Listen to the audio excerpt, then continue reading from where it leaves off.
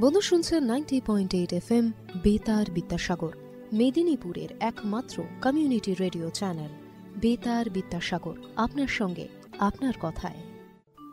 কৃষি সংক্রান্ত নানান কথা, প্রশ্ন আপনার, উত্তর দেব আমরা। কৃষিক্ষেত্রের নানান খুঁটিনাটি তথ্য নিয়েই শুরু হচ্ছে আমাদের অনুষ্ঠান ম্যাটিক্স কৃষি পাঠশালা।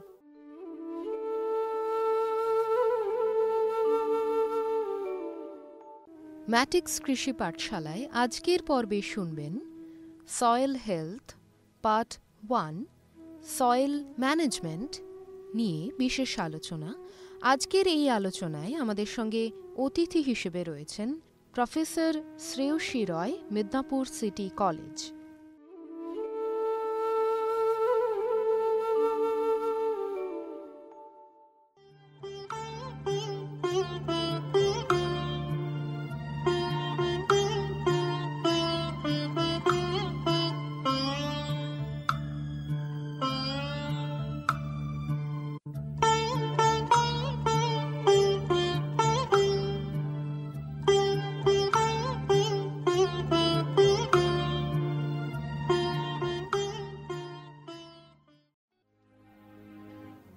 কৃষিপ্রধান দেশ ভারতবর্ষ, তাই কৃষিক্ষেত্রে উন্নতির কথা মাথায় রেখে কৃষক বন্ধুর পাশে দেশের প্রধানমন্ত্রী শ্রী নরেন্দ্র মোদী। সূচনা হলো কৃষকদের জন্য বিশেষ যোজনা PM প্রণাম। জৈবিক সারের ব্যবহার থেকে কৃষকদের বিশেষ প্যাকেজ প্রদান, সবই এই যোজনার অন্তর্গত। PM প্রণাম প্রধানমন্ত্রী কর্তৃক কৃষক বন্ধুর জন্য বিশেষ যোজনা।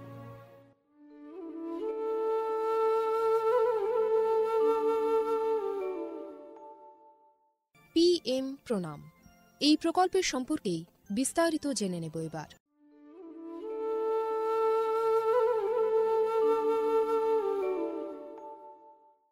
অর্থনৈতিক বিষয় সংক্রান্ত মন্ত্রিসভা কমিটি অর্থাৎ CCEA 28 জুন 2023 তারিখে অনুষ্ঠিত একটি বৈঠকে PM প্রণাম প্রকল্পটি অনুমোদন করেছে।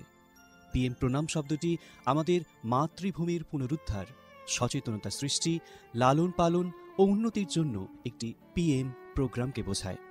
আমাদের নিজের মায়ের মতো মাতৃভূমি অর্থাৎ মাদার আর্থের যত্ন নেওয়া এবং তাকে সুস্থ রাখার প্রতি এটি একটি অনন্য পদক্ষেপ। এভাবেই মাতৃভূমি এর বিনিময়ে আমাদের অনেক কিছুই ফিরিয়ে দেবেন। গ্রাম পর্যায় থেকে শুরু করে আমাদের সম্মিলিত প্রচেষ্টার মাধ্যমেই এটি সম্ভব। PM প্রণামের প্রাথমিক লক্ষ্য হল একটি গুরুত্বপূর্ণ সমস্যার সমাধান করা, আর সেই সমস্যা হল কৃষিতে রাসায়নিক সার এবং কীটনাশকের অত্যধিক ব্যবহার। অধিক উৎপাদনের আকাঙ্ক্ষায় অতিমাত্রায় সার ও কীটনাশকের ব্যবহার হচ্ছে, যার ফলে এই মাটির ক্ষতি হচ্ছে এবং উৎপাদন ক্ষমতা কমে যাচ্ছে। মাটির পুষ্টি নিরাপত্তার জন্য কৃষিতে জৈব এবং প্রাকৃতিক সার একীভূত করে মাটির পরীক্ষাভিত্তিক সারের সুষম ব্যবহার পদ্ধতি করা প্রয়োজন। এছাড়াও জৈব এবং প্রাকৃতিক কৃষি পদ্ধতি, সম্পদ সংরক্ষণের কৌশল যেমন সমন্বিত চাষ পদ্ধতি, ক্ষুদ্র সেচ, মালচিং, নো-টিলাজ, ফসলের ঘূর্ণনের মতো পদ্ধতিও কৃষিক্ষেত্রে গ্রহণ করা উচিত। এই পদ্ধতি মাটির উর্বরতা বাড়াবে, পরিবেশ দূষণ হ্রাস করবে এবং দীর্ঘমেয়াদী কৃষি উৎপাদনশীলতা বাড়াবে। কৃষিক্ষেত্রে সুষম সারের ব্যবহার মাটি সহ আমাদের পরিবেশের স্বাস্থ্য নিশ্চিত করতে গুরুত্বপূর্ণ ভূমিকা পালন করে। ভারসাম্য বজায় রেখে সার ব্যবহারের অর্থ হল উদ্ভিদের জন্য প্রয়োজনীয় পুষ্টির উপাদান সঠিক পরিমাণে এবং অনুপাতে সঠিক সময়ে এবং সঠিক পদ্ধতিতে ব্যবহার করা। সংশ্লিষ্ট রাজ্য বিশ্ববিদ্যালয়গুলি ইতিমধ্যে তাদের এলাকার ফসলের প্রয়োজন অনুসারে এই ডোজগুলি নির্ধারণ করেছে। সুপারিশকৃত ডোজ অনুযায়ী সার ব্যবহার করলে ফসলের ফলন ও গুণগত মান বৃদ্ধি পাবে। সুস্পষ্ট মাটিতে জন্মানো ফল, শাকসবজি এবং শস্য প্রায়শই প্রয়োজনীয় পুষ্টিগুণে সমৃদ্ধ এবং স্বাদ ভালো হয়। ভালো ফসলের জন্য এবং গুণমান আমাদের কৃষকদের জন্য উচ্চ লাভের দিকে পরিচালিত করে। এটা শুধু আরও বেশি পরিমাণ ফসল ফলানোর জন্য নয়, বরং ফসলের মানকেও উন্নত করার জন্য একটি বড় পদক্ষেপ। এটি একটি জয়ের কৌশল যা আমাদের কৃষকদের, আমাদের পরিবেশ এবং শেষ পর্যন্ত আমাদের সকলকে উপকৃত করে। সঠিক জ্ঞানের সঙ্গে পুষ্টির ব্যবহার করলে আমরা যে শুধু ফলনই বাড়াতে পারব তা নয়, বরং আমাদের জমি ভবিষ্যৎ প্রজন্মের জন্য যাতে উর্বর থাকে তাও নিশ্চিত করতে পারব। সুতরাং আসুন একটি উজ্জ্বল এবং আরও টেকসই কৃষি ভবিষ্যতের জন্য সুষম সার ব্যবহারের প্রচার এবং অনুশীলন চালিয়ে যাই। বিকশিত ভারত সংকল্প যাত্রা, বিকশিত ভারত সংকল্প যাত্রা। আসুন এই প্রকল্পের বিষয়ে এবার জেনে নেওয়া যাক। এই প্রকল্পের মূল উপাদানগুলির মধ্যে একটি হল পিএম প্রণাম প্রকল্প এবং কৃষিতে ড্রোনের ব্যবহারকে উন্নীত করার প্রচেষ্টা করা। সারের সুষম ব্যবহার এবং ন্যানো সারের ব্যবহার নিশ্চিত করার লক্ষ্যে department of fertilisers, sir company, প্রধানমন্ত্রী কৃষি সমৃদ্ধি কেন্দ্র, ফিল্ড অফিসার এবং নোডাল অফিসার সহ বিভিন্ন স্টেক হোল্ডারদের একত্রিত করেছে। VBSY এর একটি আকর্ষণীয় বিষয় এই যে এর মাধ্যমে বিভিন্ন ফসল এবং গাছপালাগুলিতে ন্যানো সার এবং জলে দ্রবণশীল সার স্প্রে করার পদ্ধতি প্রদর্শনের জন্য ড্রোনের ব্যাপক পরিমাণ ব্যবহার করা। এই উদ্যোগের ফলে 29টি রাজ্য বা কেন্দ্রশাসিত অঞ্চল জুড়ে বিভিন্ন জেলায় হাজার হাজার ড্রোন প্রদর্শিত হয়েছে। এই ব্যবহারিক পন্থা কার্যকরভাবে আধুনিক কৃষি প্রযুক্তি গ্রহণের সুবিধার কথা বলেছে। নাগরিকদের মধ্যে টেকসই কৃষির অনুশীলন সম্পর্কে আরও তথ্য প্রচার করাই এই প্রকল্পের উদ্দেশ্য।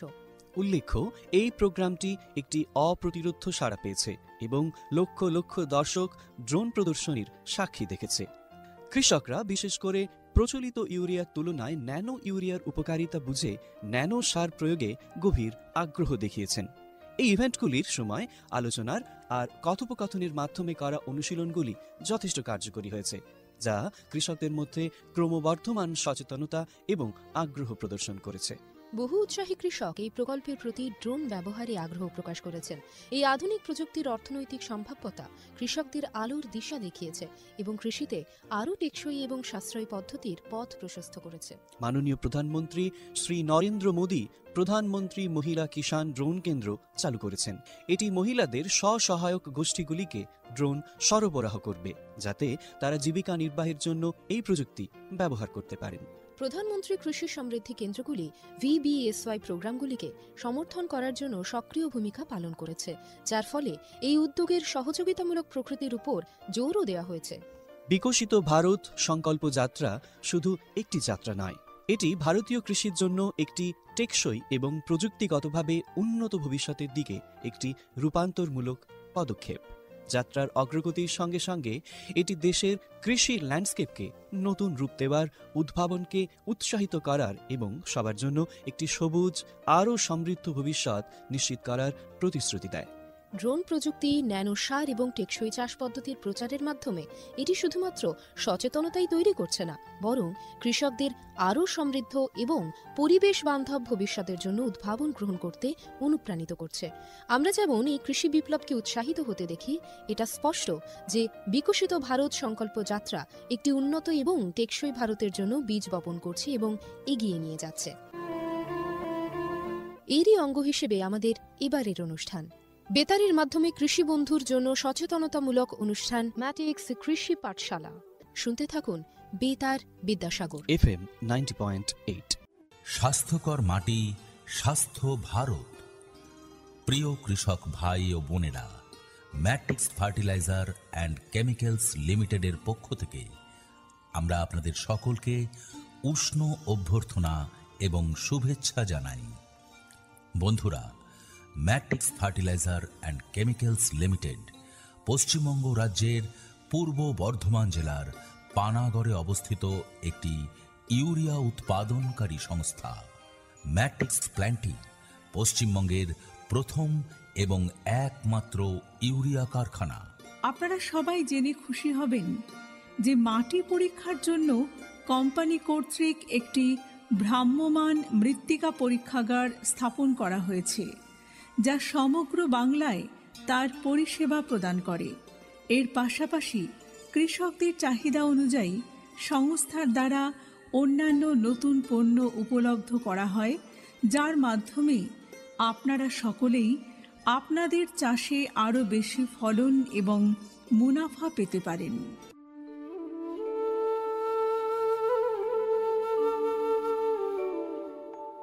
মাটির স্বাস্থ্য, সয়েল হেলথ যে খারাপ হচ্ছে, বা আমরা যেমন শরীরের দিক থেকে সিমটমস পাই, বুঝি যে না আমাদের শরীর খারাপ হচ্ছে, আমাদের ডাক্তারের কাছে যাওয়া উচিত, তো চাষিরা কি করে বুঝবেন যে মাটির স্বাস্থ্য খারাপের দিকে এগোচ্ছে?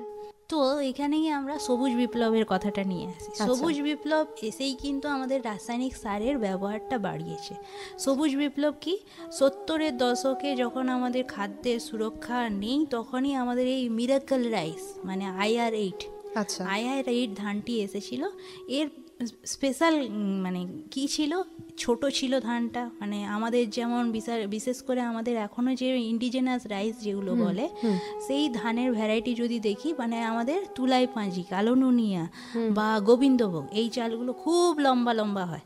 তো এতে কি হয়, কিছু হলেই আমাদের ধান শীষ এলো, ঝড় হলো, নুইয়ে পড়লো, তাই তো, লজিং হয়ে গেল, তাতে আমাদের ধান কাটতেও অসুবিধা হয়, আর কিছু ধান নষ্ট হয়ে যায়। তো এই ধানের স্পেশাল ক্যারেক্টারিস্টিক ছিল এ ছোট, আমার ওই লজিং লসটা খুবই কম হয়ে গেল।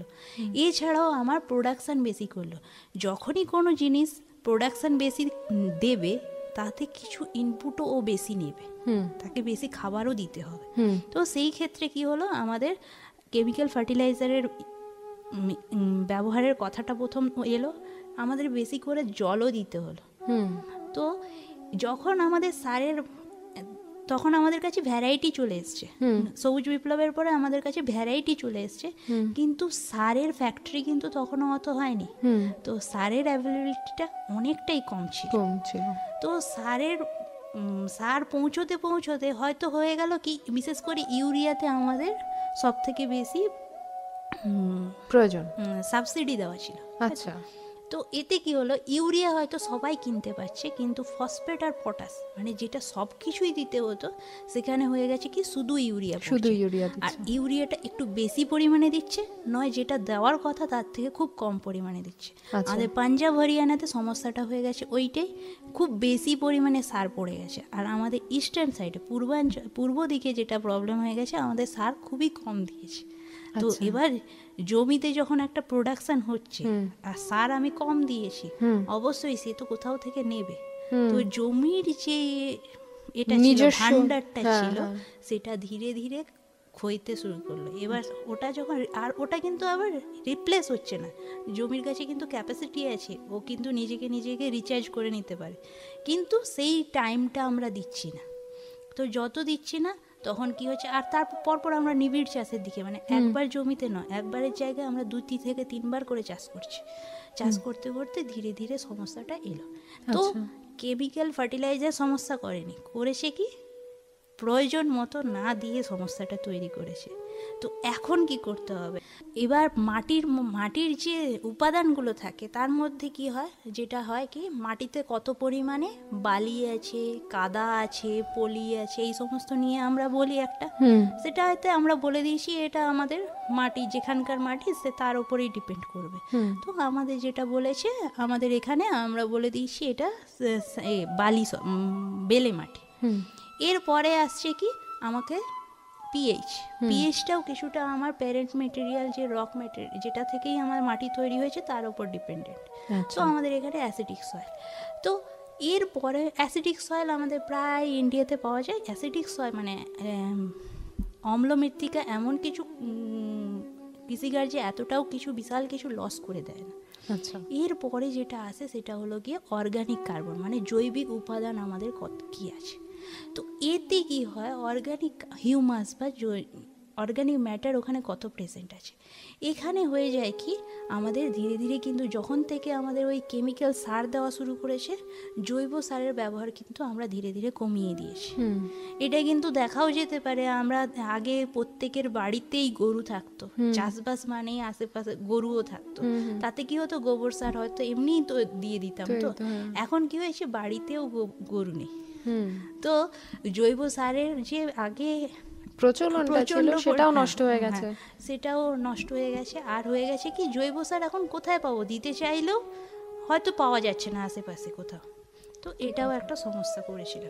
তো এতে কি হয়েছে, মাটিতে যে মাইক্রোবসগুলো ছিল, যারা এই যে জীবাণুগুলো যারা ছিল, যারা এই সমস্ত নাইট্রোজেন চক্র, ফসফরাসের চক্র, এই সমস্ত যেগুলো ওরা যারা পরিচালনা করতো, তাদের সংখ্যা কমে আসছে। আর তারা যতক্ষণ, আমি যদি ইউরিয়া দিয়ে দিই, গাছ কিন্তু সঙ্গে সঙ্গে নাইট্রোজেন নিয়ে নিতে পারবে না। ওই যে জীবাণুগুলো আছে ওদেরকে মানে রূপান্তর করতে হবে, ইউরিয়া থেকে নাইট্রেট ফর্মে বা অ্যামোনিক্যাল ফর্মে আনতে হবে, তাহলে পরেই কিন্তু গাছ নিতে পারবে। আচ্ছা, এই ট্রান্সফরমেশনটা যখন হচ্ছে না তখন ইউরিয়াটা কি হচ্ছে, দরকার হলে কি হচ্ছে, হয় ওপরে মেতে এবার ভোলাটাইলাইজেশন লস হয়ে উড়ে যাচ্ছে, নয় মাটির নিচে একদম গিয়ে মাটির নিচে যে জল আছে সেই জলের সঙ্গে মিশে গিয়ে ব্লু বেবি সিনড্রোম, বিভিন্ন ধরনের পলিউশন মানে জল দূষণও করছে। আমাদের এই মেদিনীপুরের লাল মাটি, আমরা সকলেই জানি যে এই লাল মাটিতে অনেক কিছু হয়, বিশেষ করে লাল মাটি আমাদের কিন্তু মানে বেশ জঙ্গলের মতন বা গ্রিনারি যেটাকে আমরা বলি, সবুজায়নের জন্য লাল মাটি কিন্তু খুব গুরুত্বপূর্ণ একটা জায়গা রাখে। তো ফসলের ক্ষেত্রে লাল মাটির গুরুত্ব কতখানি? লাল মাটি আমাদের যেমন বলে আমাদের যে অ্যাগ্রোক্লাইমেটিক জোন আছে এতে পশ্চিমবঙ্গের, সেই 6টি জোনের মধ্যে আমাদের রেড ল্যাটেরাইটিক জোন যেটাকে বলছে লাল মাটি। তো এই মাটির বৈশিষ্ট্য হলো গিয়ে এটি হলো কি কম্পারেটিভলি অনেক পুরনো মাটি।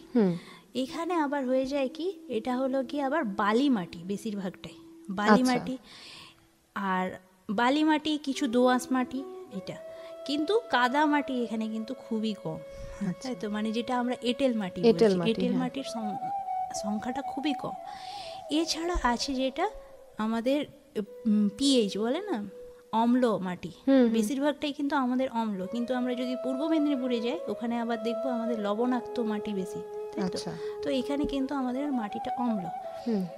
এছাড়া আমাদের এখানে নিবিড় চাষের জন্য ধীরে ধীরে মাটির মধ্যে যে জৈবিক উপাদানগুলো আছে সেগুলো কমে আসছে, আমরা কিন্তু জৈব সার দিচ্ছি না, দিচ্ছি কি কেমিক্যাল সার মানে রাসায়নিক সার দিচ্ছি, সেটাও আবার খুব যেটা দিতে বলে সেটাও দিই না। দিতে যদি বলে, আমরা যদি চাষি ভাইদেরকে জিজ্ঞাসা করি তো ওনারা বলবেন বা আমরা দিচ্ছি কি বড় জোর হয়তো এখন যেটা রিসেন্ট উঠেছে সেটা হলো গিয়ে 10-26-26, আর নয়তো ইউরিয়া দিয়েই হয়ে যায়। ফসফেট আর পটাশের কথা অনেক পরেই আসে। আচ্ছা, মানে অনেকেই হয়তো চাইছেন ভালো করতে কিন্তু কোথাও গিয়ে তারা দিচ্ছেন না বা তারা সঠিক দিশাও হয়তো খুঁজে পাচ্ছেন না।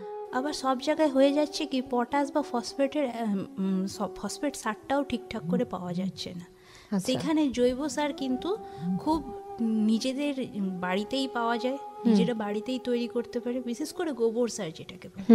গোবর সার বাড়িতে যদি গরু থাকে, ওই গরুর একটা গরু দিনে 25 কেজি থেকে 30 কেজির মতো গরু প্রত্যেকদিন গোবর দেয় আর কি।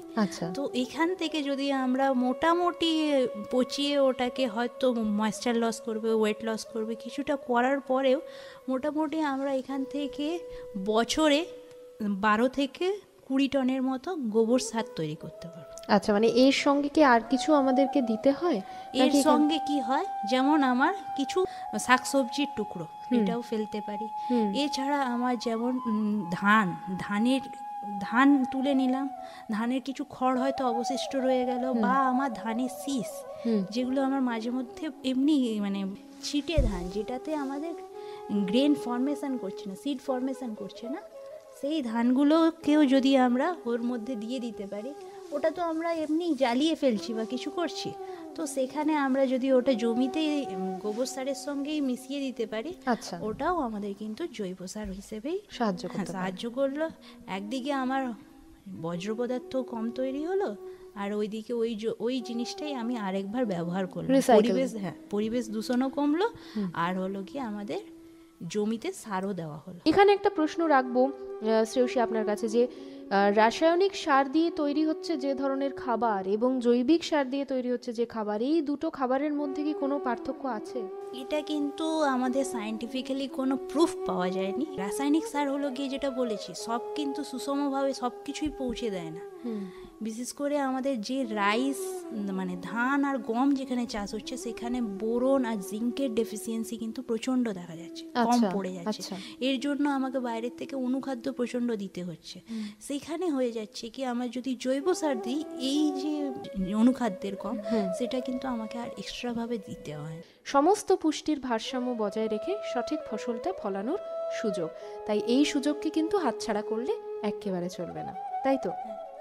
জৈব সারকে আবার কিন্তু বিভিন্ন ভাগে ভাগ করা যায়। আচ্ছা। কারণ এক সময় আমরা যদি গোবর সার দেখি বা কেঁচো সার দেখি, এগুলো অনেক অনেক পরিমাণে দিতে হয়।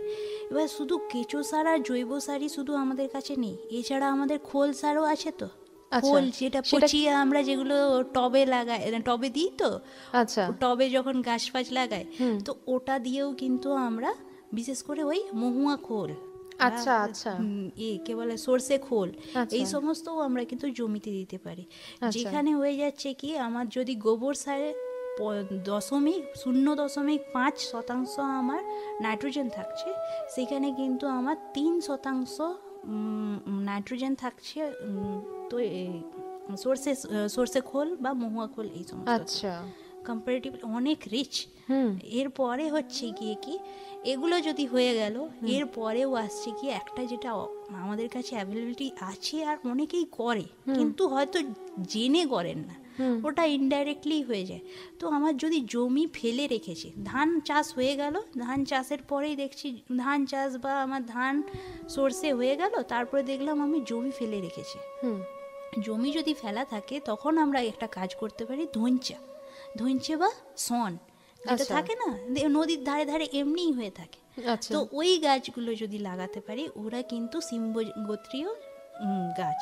তো ওদের সঙ্গে রাইজোবিয়াম বলে একটি জীবাণু আসে, সে তার রুটের সঙ্গে মানে একসঙ্গে ওই মিথজীবী একটা মানে সিম্বায়োটিক রিলেশনশিপ করে ওখানে কি করবে, ওরা গাছের থেকে ওরা খাদ্য নেবে, রাইজোবিয়াম ব্যাকটেরিয়া খাবারটা গাছ থেকে নেবে, কিন্তু গাছকেও ইনডাইরেক্টলি ওরা অ্যাটমসফিয়ার থেকে আমাদের বায়ুমণ্ডল থেকে সরাসরি নাইট্রোজেনটা নিজেরা ফিক্সড করে গাছকেও দেবে।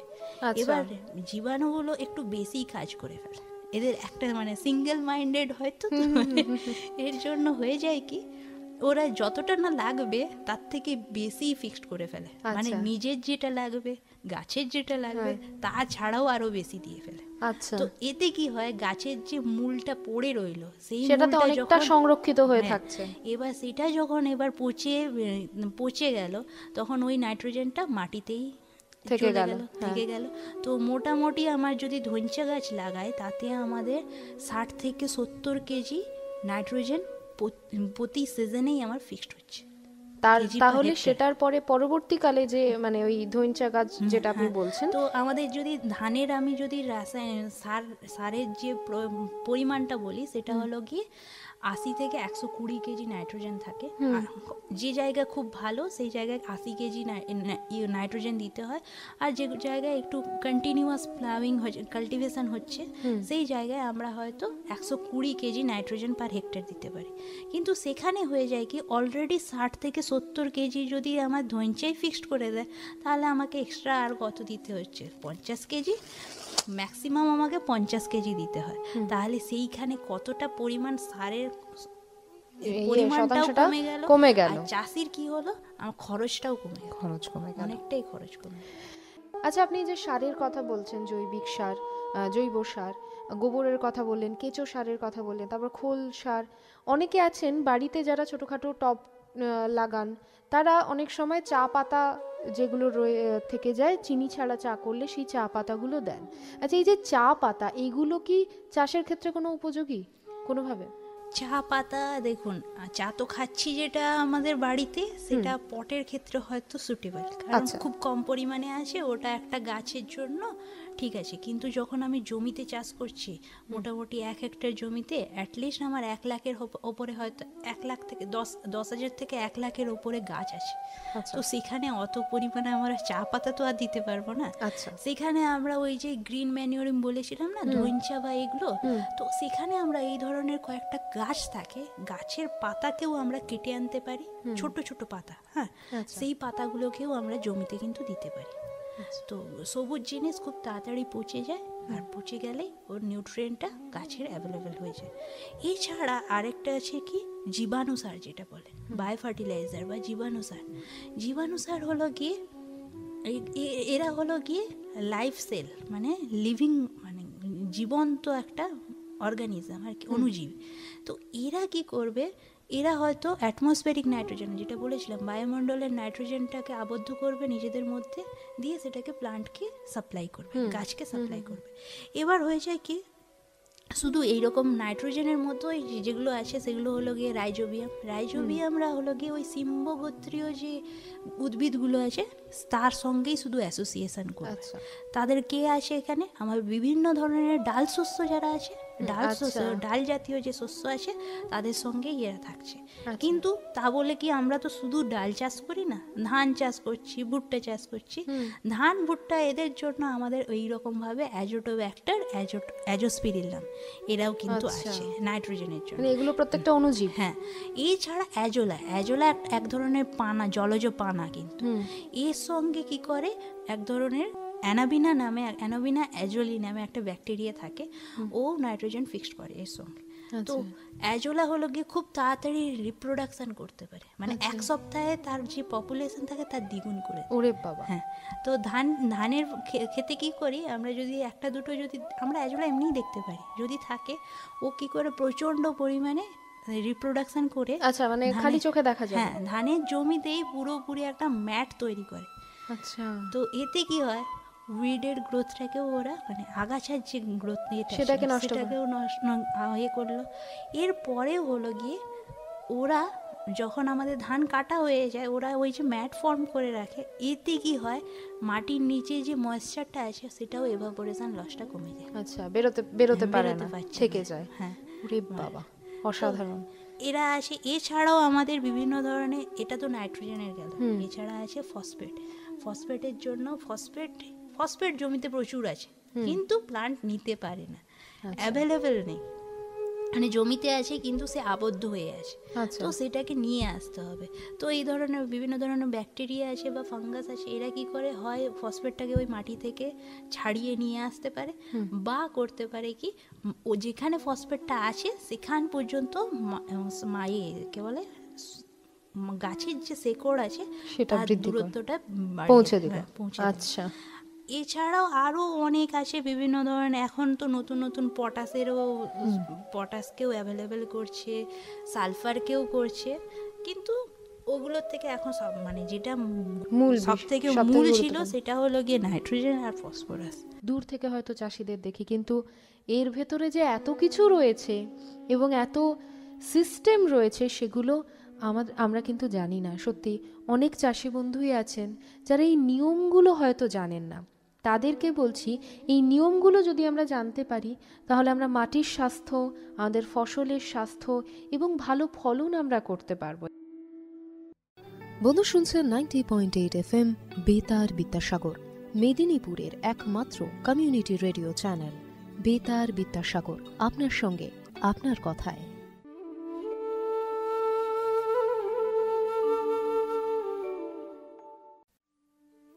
কৃষি সংক্রান্ত নানান কথা, প্রশ্ন আপনার, উত্তর দেব আমরা। কৃষি সংক্রান্ত নানান খুঁটিনাটি তথ্য নিয়েই বেতার বিদ্যাসাগরের বিশেষ অনুষ্ঠান ম্যাটিক্স কৃষি পাঠশালা। তাই আপনাদের যদি কোনো প্রশ্ন থেকে থাকে বা জিজ্ঞাসা থেকে থাকে অবশ্যই আমাদের জানাতে পারেন, এবং পাশাপাশি কেমন লাগছে আমাদের এই কৃষি পাঠশালা অনুষ্ঠানটি শুনতে সেটাও জানাতে ভুলবেন না। আমাদের জানাতে পারেন সরাসরি আপনাদের মতামত মেল করে আমাদের মেল আইডি betarbidasagar@mail.vidyasagar.ac.in। এছাড়াও আমাদের চিঠি পাঠিয়ে আপনারা জানাতে পারেন। ঠিকানা সকলেই জানেন, তাও আরও একবার জানিয়ে দিই, বেতার বিদ্যাসাগর, বিদ্যাসাগর বিশ্ববিদ্যালয়, রাঙামাটি, মেদিনীপুর 721102। এছাড়া সরাসরি তো চলে আসতেই পারেন, আমাদের ফোনও করতে পারেন 8116884995 এই নাম্বারে। শুধুমাত্র ফোন নয়, সরাসরি হোয়াটসঅ্যাপ কিংবা মেসেজের মাধ্যমেও জানাতে পারেন আপনার মতামত। এছাড়াও ফেসবুক কিংবা ইনস্টাগ্রামেও আমরা রয়েছি 90.8 FM বেতার বিদ্যাসাগর এই নামে। আমাদের চটপট সার্চ করে ফেলুন এবং কোনো কথা থাকলে অবশ্যই আমাদের মেসেজ করে জানাতে পারেন। আমাদের অনুষ্ঠানের নিচে কমেন্ট বক্সে কমেন্ট করে জানাতে পারেন। ইউটিউব সেকশনে গিয়েও আমাদের অনুষ্ঠানের নিচে কমেন্ট সেকশনে কমেন্ট করে জানাতে পারেন, এবং অবশ্যই ইউটিউবে আমাদের এই লাইভ অনুষ্ঠানটি শুনলে লাইক, শেয়ার এবং সাবস্ক্রাইব কিন্তু করতেই হবে। আমরা কিন্তু অপেক্ষায় আছি, তাই চটপট আপনার কথা পৌঁছে দিন আমাদের দোরগোড়ায়।